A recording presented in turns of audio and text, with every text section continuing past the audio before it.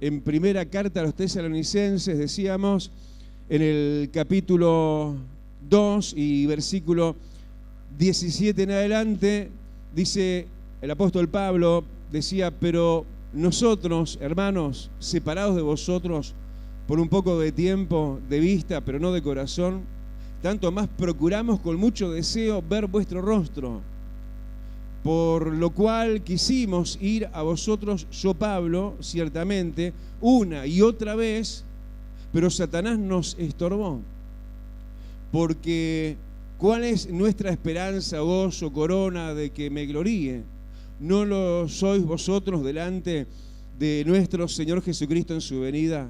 Vosotros sois nuestra gloria y gozo. Por lo cual, no pudiendo soportarlo más, acordamos quedarnos solos en Atenas y enviamos a Timoteo, nuestro hermano, servidor de Dios y colaborador nuestro en el Evangelio de Cristo, para confirmaros y exhortaros respecto a vuestra fe, a fin de que nadie se inquiete por estas tribulaciones, porque vosotros mismos sabéis que para esto estamos puestos. Porque también estando con ustedes os predecíamos que íbamos a pasar tribulaciones como ha acontecido y sabéis. Por lo cual también yo, no pudiendo soportar más, envié para informarme de vuestra fe, no sea que os hubiese tentado el tentador y que nuestro trabajo resultase en vano. Pero cuando Timoteo volvió de vosotros a nosotros, y nos dio buenas noticias de vuestra fe y amor, y que siempre nos recordáis con cariño, deseando vernos, como también nosotros a vosotros. Por eso, hermanos, en medio de toda nuestra necesidad y aflicción, fuimos consolados de vosotros por medio de vuestra fe. Porque ahora vivimos si vosotros estáis firmes en el Señor. Por lo cual, ¿qué acción de gracias podremos dar a Dios por vosotros, por todo el gozo con que nos gozamos a causa de vosotros delante de nuestro Dios? Y versículo 12 dice, y el Señor os haga crecer y abundar en amor unos para con otros y para con todos, como también lo hacemos nosotros para con ustedes, para que sean afirmados vuestros corazones irreprensibles en santidad delante de Dios, nuestro Padre, en la venida de nuestro Señor Jesucristo con todos sus santos. Levantamos la mano al cielo y adoramos, Señor, sí que te adoramos, sí que te honramos, sí que te damos la gloria, amado, porque sí que estás en este lugar y a la distancia, Señor, para bendecir como acá a aquellos, Señor, que reciben, Señor, esta palabra tuya, Rey. Gracias porque desde aquí en Playa Pascual, Señor, está ardiendo tu fuego infinito de amor, de compasión y de santo y de sabio consejo para hacernos sabios a nosotros los simples, los sencillos en nuestra humana condición, pero para ganar altura y estatura espiritual juntamente contigo, Jesús. Y gritamos amén. Hermanos, tomen asiento. Qué regia, qué hermosa palabra, ¿no? Yo no sé si a lo largo, porque fue un poquito larga la lectura, si entendiste más o menos de qué se trata todo esto. Por un lado, lo que estábamos viendo, lo que siempre y muchas veces vemos, y no solamente en otros, aún en las Escrituras, lo vemos en nosotros mismos, que el apóstol Pablo era una persona no privada de pruebas y dificultades, sino que las tenía como el que más. ¿Cuántos dicen, yo también, pastor? Somos como el apóstol Pablo. Estamos inmersos más o menos en esos problemas, pero muchas veces más de la medida.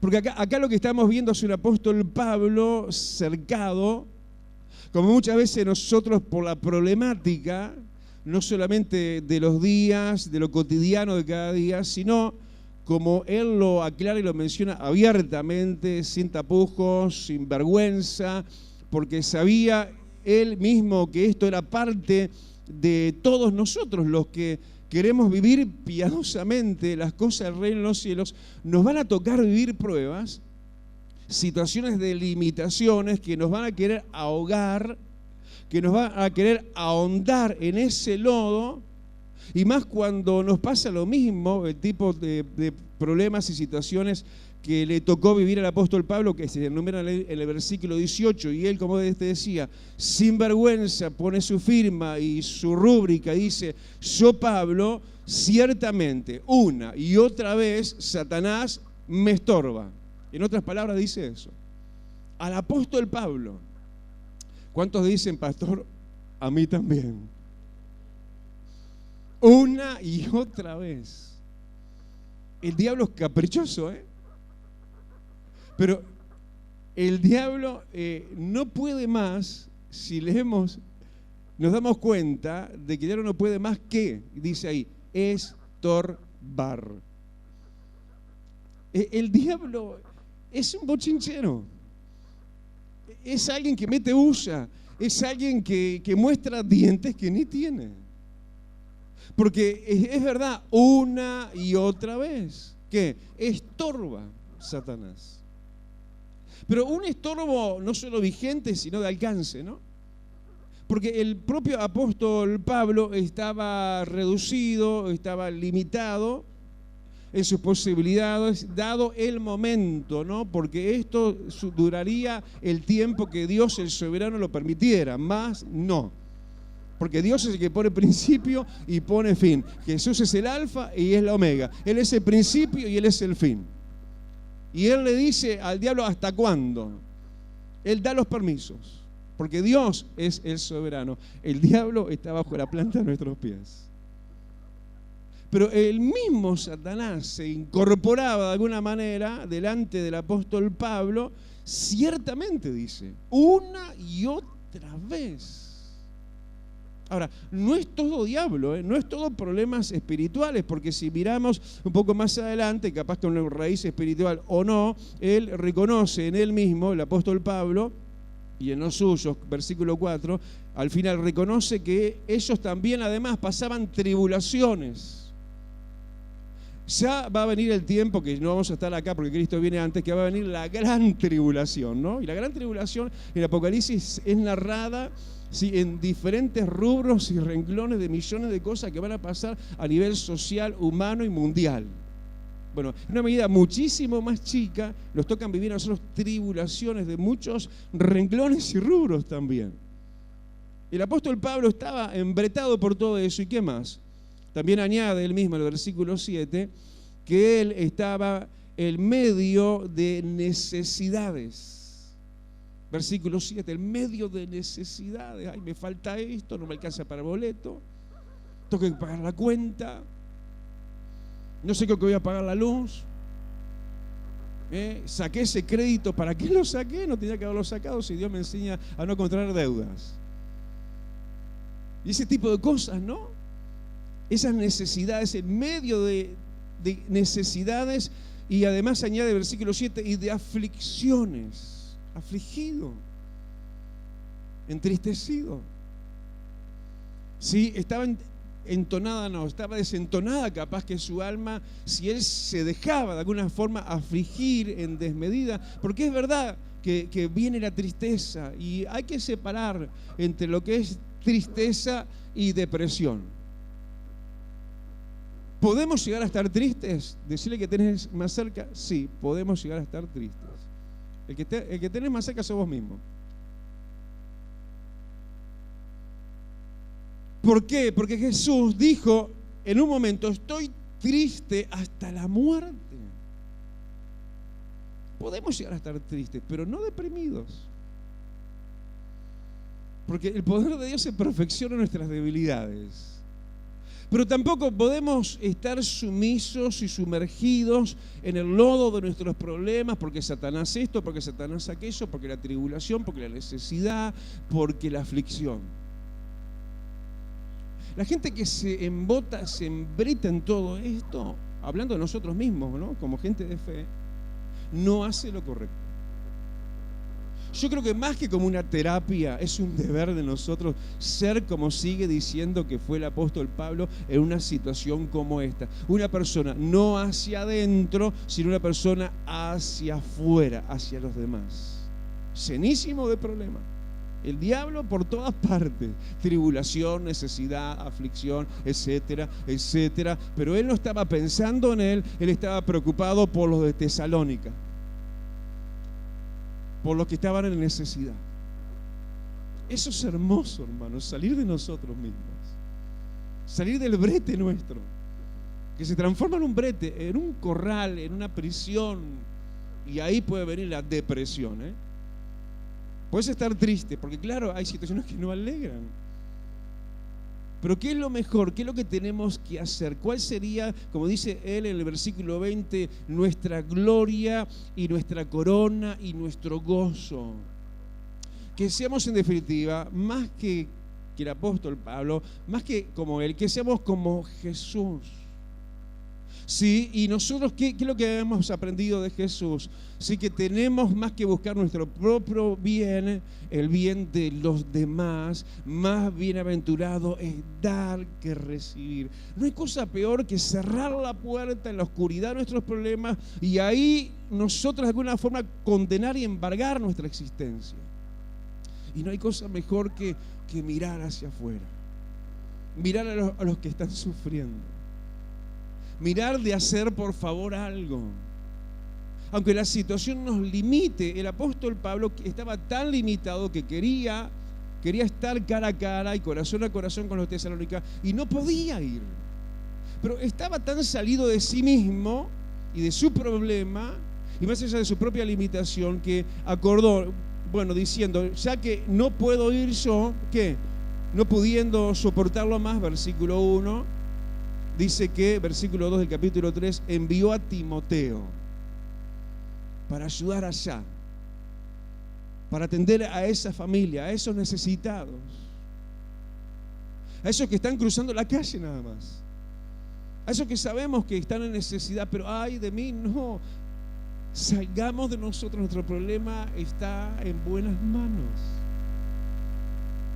Nuestra vida está en las manos del Señor.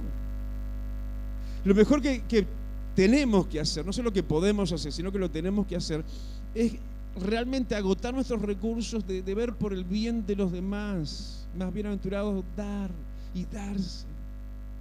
Y él no pudiendo ir, envía a uno de los suyos, a un colaborador suyo, a Timoteo, para hacer lo que fuera necesario hacer de ese otro lado de la vereda donde había gente en necesidad, tanto como Pablo, igual o peor, no sé.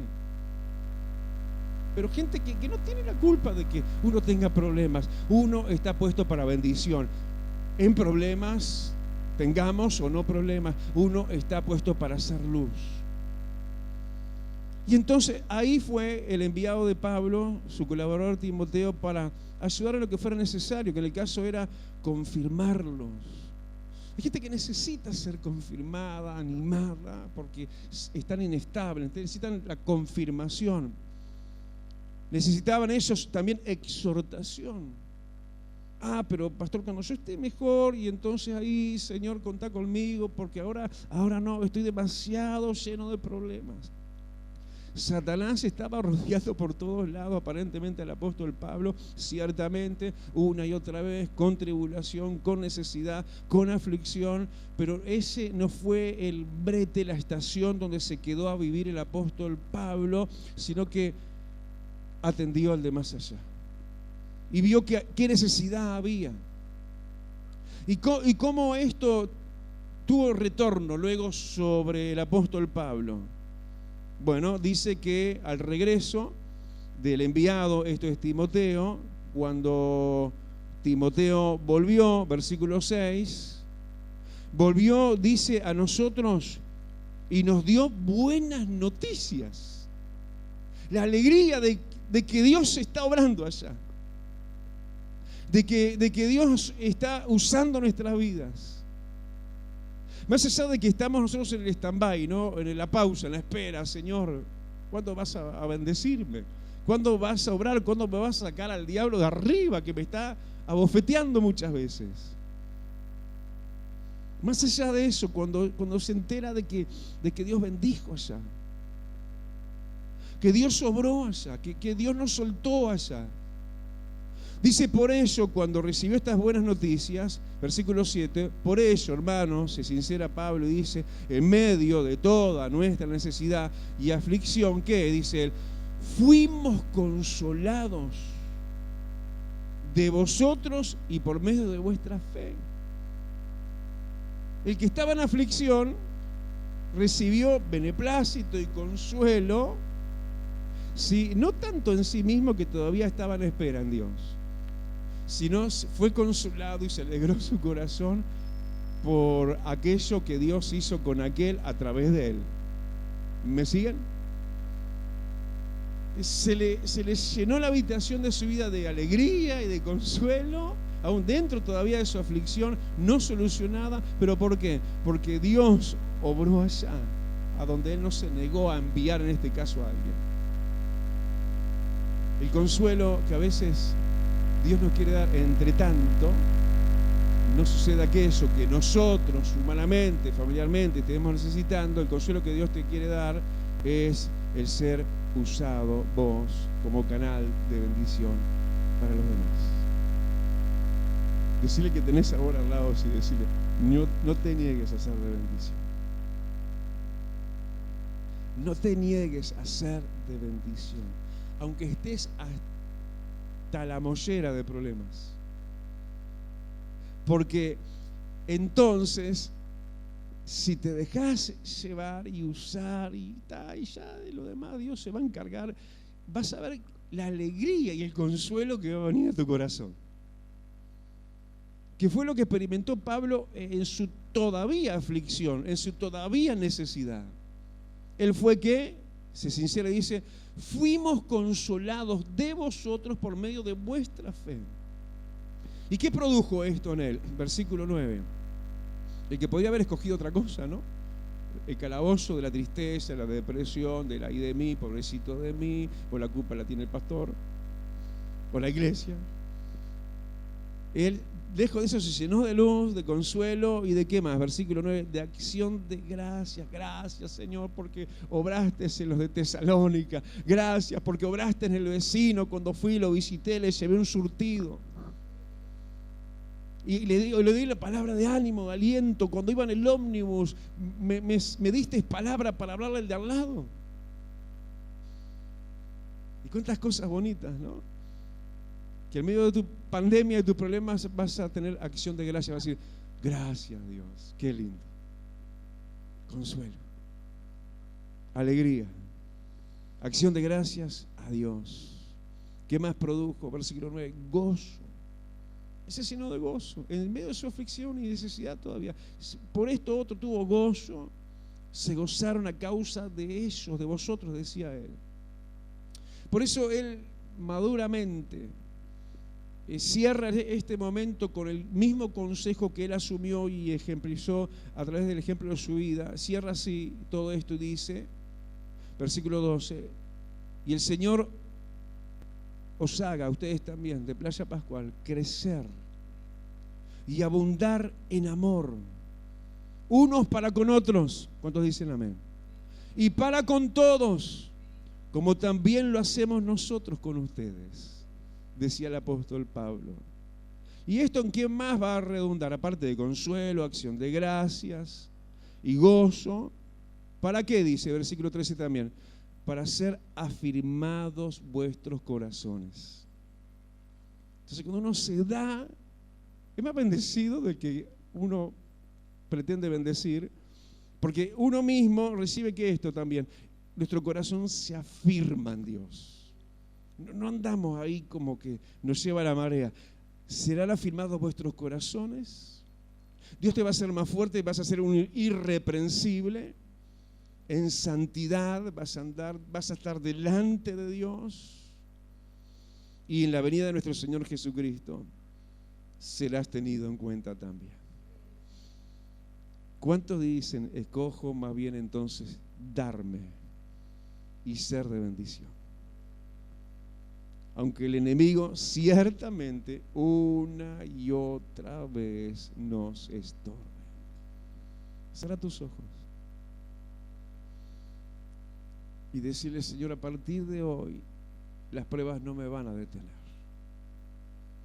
A partir de hoy he entendido que con madurez tengo que andar y obrar. Y no por mí mismo estar siempre mirando, sino mirar a la vereda de enfrente.